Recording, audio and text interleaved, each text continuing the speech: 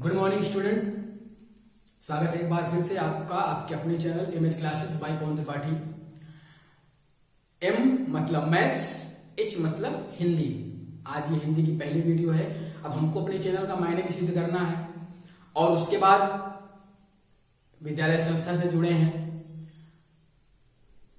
और हमें इस बात का गर्व है कि जब शासन का आदेश आया ऑनलाइन कक्षाओं के लिए, उससे पहले हमारे यहाँ ऑनलाइन कक्षाएं प्रारंभ हो चुकी थी।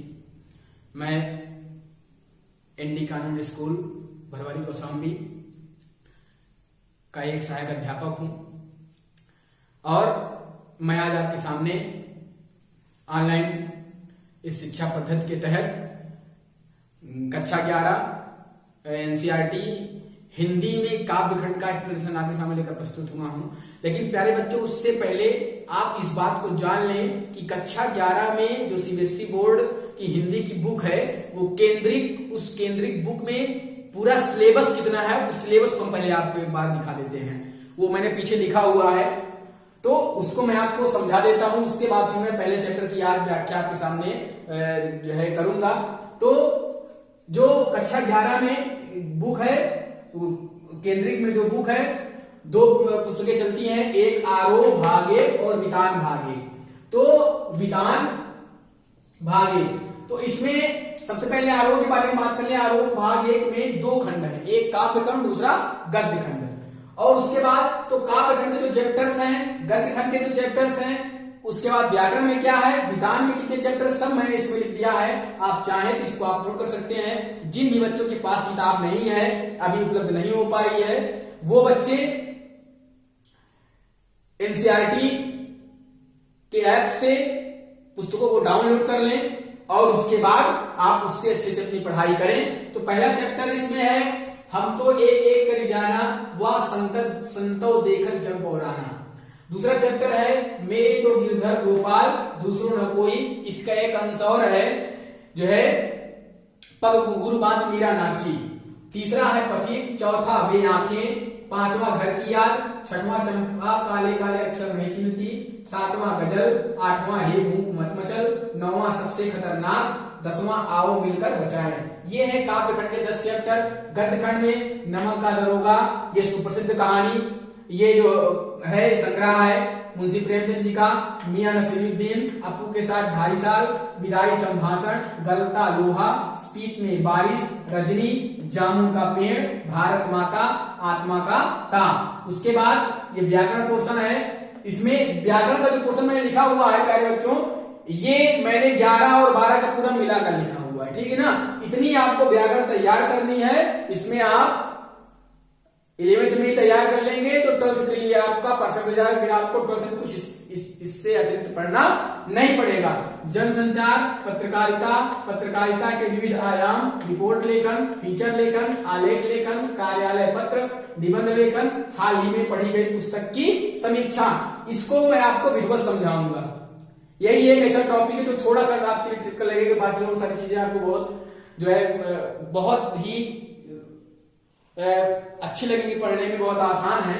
अब विधान देख लेते हैं। पहला चैप्टर है, इसमें कुल मिला के 3 चैप्टर है। भारतीय गायिकाओं में बेजोड़ लता मंगेशकर जी के बारे में है। राजस्थान की रजत बूंदें, राजस्थान की पृष्ठभूमि के बारे में है। आलो आंधारी, एक ऐसी औरत के बारे में है जिसका पति मर जाता है, उसके बाद उसकी जीवन में कितनी कठिनाई आती है, कैसे बच्चों को पालती है, उसकी कहानी है। तो इस प्रकार ये कक्षा 11 सीबीएसई हिंदी का सिलेबस है, पूरे चैप्टर्स हैं और इन्हीं चैप्टर को आपको अध्ययन करना है ऑनलाइन शिक्षा पद्धति के माध्यम से। मैं आप सबसे निवेदन करना चाहता हूं कि आप जिस विद्यालय में पढ़ते हैं, जहां भी आप हैं, अपने अपने विद्यालय के जो व्हाट्सएप ग्रुप है उसमें आप सब जुड़े। अपनी लापरवाही न करें। विद्यालय की जो व्यवस्था है उसको सुचारू रूप से चलने में अभी बहुत वक्त लग सकता है। इस वैश्विक महामारी में शासन का सहयोग करें, विद्यालय प्रशासन का सहयोग करें, प्रबंध तंत्र का सहयोग करें और अपने भविष्य के बारे में विचार करते हुए लापरवाही को छोड़ करके पढ़ाई में ध्यान लगाएं और ऑनलाइन शिक्षा पद्धति जो सरकार ने शुरू की है उसको आप सब मिलकर सफल बनाएं। और अगर आपने मेरे चैनल को सब्सक्राइब नहीं किया है, उसको सब्सक्राइब कर लें, लाइक करें, शेयर करें, क्योंकि ये हमारा चैनल है तो इसका प्रचार हमको स्वयं करना पड़ेगा। इसलिए हम बीच बीच बोलते रहते हैं इसलिए इस बात का किसी को कोई किसी भी प्रकार से दिक्कत नहीं होनी चाहिए। और अब आप इसको नोट कर लें और उसके पश्चात फिर हम अपना काव्यखंड का पहला चैप्टर शुरू करते हैं। आप इस सबको मैं आपको कुछ थोड़ा समय दे देता हूं, आप इसको कंप्लीट कर लें, उसके बाद फिर मैं काव्यखंड का पहला चैप्टर का एक्सप्लेनेशन करता हूं।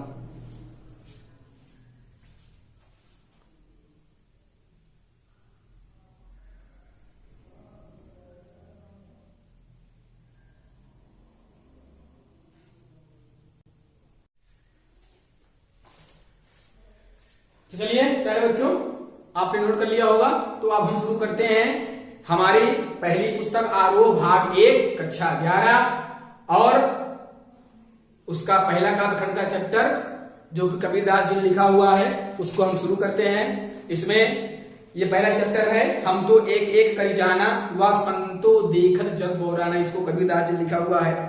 तो कब हुई? कबीरदास जी निर्गुणधारा के बड़े ही जो है मार्मिक कवि थे और उनका जन्म लगभग 1398 में हुआ था और उनकी मृत्यु मगहर में हुई। मगहर जो कि बहुत अशुद्ध स्थान माना जाता है, लोग मरने के लिए काशी जाते हैं और कबीरदास जी मगहर पहुंच गए। उसके बाद उनका जो पालन पोषण नीरू नीमा नाम के दंपत जुलाहे ने किया था। इसका विस्तृत रूप से आप अपनी बुक में पढ़ सकते हैं। तो बिना समय नष्ट किए हम अपना चैप्टर शुरू करते हैं। इसमें कबीरदास जी कह रहे हैं कि हम तो एक एक करी जाना। कबीरदास जी पंक्तियों के माध्यम से हमें सिर्फ और सिर्फ इतना बताना चाह रहे हैं कि हे मानवो, यहाँ की इस संसार में किसी भी प्रकार के आडंबर में मत फंसो, किसी भी प्रकार के दिखावे में मत रहो। परम पिता परमेश्वर सिर्फ एक ही है और उसी की शक्ति को हमको मानना है। ना कोई हिंदू है, ना कोई मुसलमान है, ना कोई सिख है, ना कोई ईसाई है, सबका एक ही धर्म है और सबका एक ही ईश्वर है। तो हम तो एक एक करी जाना, दो ही कहे कि नहीं को दो जग जिन नाही पहचाना। कबीरदास कह रहे हैं हम तो एक एक करी जाना, हमने तो भगवान को सिर्फ एक ही माना है, हमने तो भगवान को सिर्फ एक ही रूप में पहचाना है। दो ही कहे कि नहीं, उनको जो दो कहता है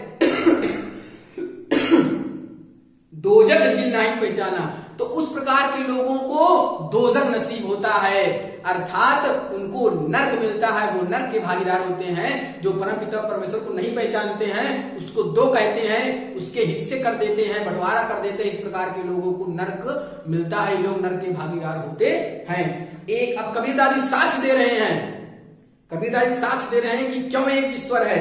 एक पवन, एक ही पानी, एक ही वायु है। और संयोग से मुझे इस बात की खुशी है कि मेरे नाम की चर्चा है और हमारा जो चैनल है वो भी इसी नाम से MH classes by Pawan Tripathi, myself Pawan Tripathi, आप सब जानते हैं। तो एक ही पवन, एक ही पानी, एक ही ज्योति समाना, एक ही वायु है, एक ही जल है, वही वायु सब ले रहे हैं, वही जल सब उपयोग कर रहे हैं, एक ही ज्योति समाना। और हमारे शरीर में आत्मा के रूप में परमात्मा की वो दिव्य ज्योति भी एक ही है। एक खाक गढ़े सब भाड़े, एक कोहरा साना। एक ही खाक माने मिट्टी और गढ़े माने बनाने वाला और सब भाड़े सभी बर्तन को, कोहरा माने कुम्हार। तो जिस प्रकार कुम्हार एक ही मिट्टी से सभी प्रकार के बर्तनों को बनाता है, उसी प्रकार परमपिता परमेश्वर ने ही जो है सबकी रचना की है। जैसे बाढ़ी काष्ठ ही काटे, जिस बाढ़ी माने बढ़ई, जो काष्ठ माने लकड़ी, तो जिस प्रकार बढ़ई सिर्फ लकड़ी को ही काटता है, अग्नि न काटे कोई अग्नि को नहीं काट सकता। अर्थात जब जिस प्रकार बढ़ई सिर्फ लकड़ी को ही काट सकता है, अग्नि को नहीं काट सकता है।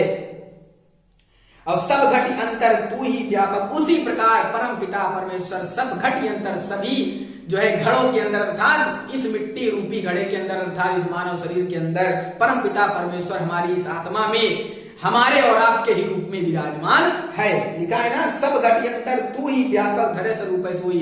तो हे परम पिता जो हे मानव, परम पिता परमेश्वर हमारी आत्मा के रूप में हम लीन होकर के और हम सब के रूप में ही हमारे अंदर विराजमान है। और माया देख के जगत लुभाना, काहे रे नर गरमाना। हे मानवो, कबीरदास जी कह रहे हैं कि हे मानवो, ये छोटे छोटे महल अटारी, रुपया पैसा धन दौलत देखकर, मोह माया देखकर इतना मत इतराओ, इतना अहंकार मत करो। इतना गर्व तुम्हारे लिए इस संसार में ठीक नहीं है, इतना लालच ठीक नहीं है, इतनी मोहमाया ठीक नहीं है। और निर्भय भया कछ नहीं व्यापै काहे कबीर दीवाना। हे कबीर मानव कबीरदास कह रहे हैं, इसलिए निडर होकर के सारी मोह माया को त्याग करके और एक दीवाने की तरह भगवान की भक्ति करो, परम पिता परमेश्वर का भजन करो, उसका पूजन अर्चन करो, उसी से कल्याण है। उसके अलावा एक इस दुनिया में कोई सत्य नहीं है। तो ये पहला काव्यांश था। अब हम दूसरा काव्यांश देख लेते हैं। कबीरदास कह रहे हैं, संतो देखत जग बौराना। कबीरदास कह रहे हैं कि हे मानवो, हे सज्जनों, संतो देखत जग बौराना, देखते देखते ये संसार बावला हो गया है, इसकी बुद्धि भ्रष्ट हो गई है। सांच कहो तो मारन धावे और झूठे को पतियाना। पतियाना का मतलब होता है उसको, उसकी बड़ाई करना। तो अगर आप सच कहेंगे तो संसार आपकी अवहेलना करेगा, आपको प्रताड़ित करेगा, मारेगा, पीटेगा, डराएगा, धमकाएगा। और अगर झूठ बोलेंगे तो संसार आपकी बड़ाई करेगा, आपका सहयोग करेगा, वाहवाही करेगा। नेमी देखा धर्मी देखा प्राप्त करे स्नाना। कबीरदास जी कह रहे हैं, मैंने बहुत से नेम और धर्म को मानने वालों को देखा है जो सुबह सुबह उठकर स्नान करते हैं। आत्म मारी पखाने पूजे, अपनी आत्मा को मार करके पत्थरों को पूजने, पखाना माने पत्थर, पत्थरों को पूजने जाते हैं। उनमें कछ नहीं जाना, उनमें किसी प्रकार का कोई ज्ञान नहीं है। अगर ज्ञान होता तो उसके अंदर आत्मा के रूप में परमात्मा स्वयं विराजमान है, वो उसको कहीं पत्थरों में ढूंढने नहीं जाता। और बहुतक देखा पीर औलिया। एक बात मैं आपको बता दूं कि इन सब चीजों से जो इसमें लिखा हुआ है उसका हम अच्छे से कोशिश कर रहे हैं कि आपको उसकी व्याख्या हम अच्छे से समझा सकें।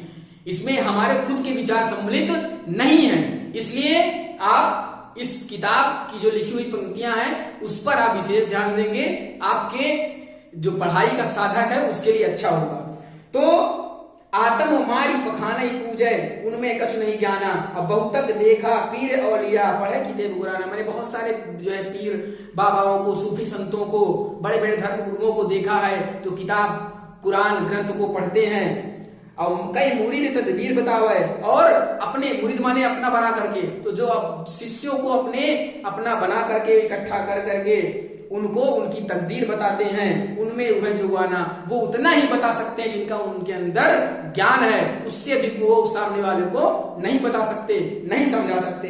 आसन मारे डिंब धरी बैठे, और आसन मार करके जो है बड़े बड़े तिलक लगा करके बैठ करके आडंबर दिखा करके मन में बहुत गुमाना, अपने मन में बहुत गुमान करते हैं, बहुत घमंड रखते हैं, बड़ा गर्व करते हैं कि हमने भगवान की बड़ी भक्ति की है, हमने इतने शिष्यों को बनाया है।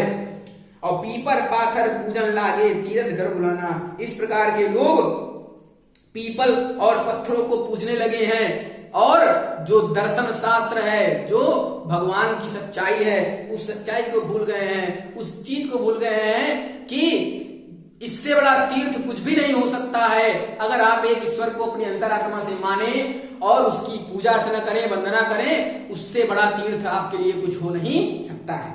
फिर तीसरा काव्यांश देख लेते हैं। टोपी पहिरे माला पहिरे छाप तिलक अनुमाना।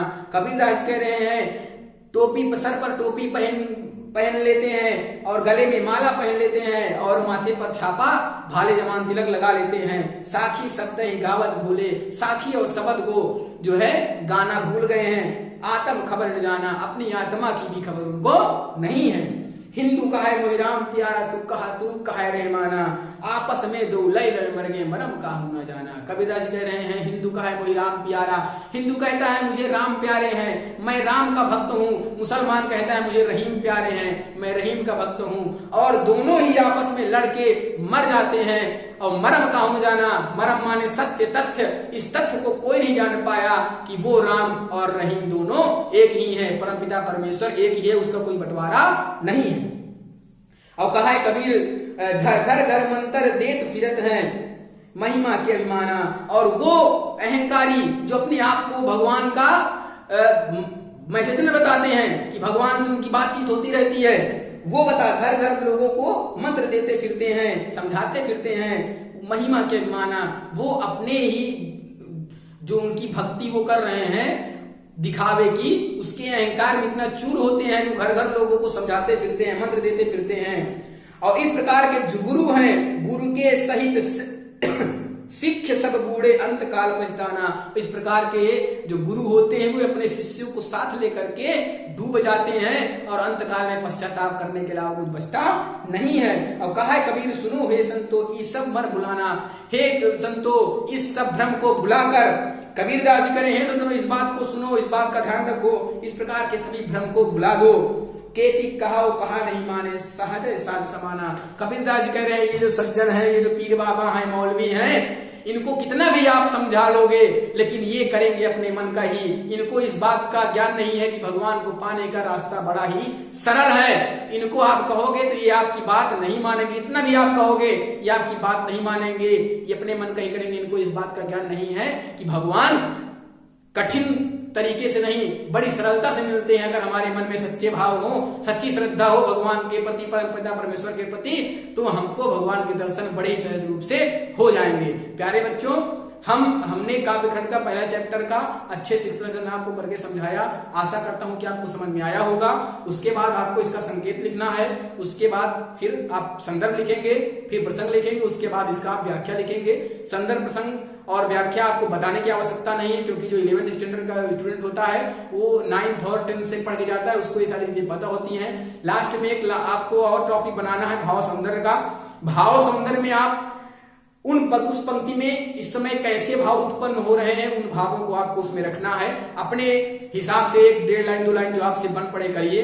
तब तक के लिए घर पर रहिए, सुरक्षित रहिए, सरकार के द्वारा दिए गए निर्देशों का पालन करिए, अपने परिवार का ध्यान रखें, क्योंकि इसका कोई इलाज नहीं है। इसका सिर्फ और सिर्फ एक ही इलाज है, इसकी अच्छे से जानकारी और अच्छे से बचाव। जय हिंद, जय भारत।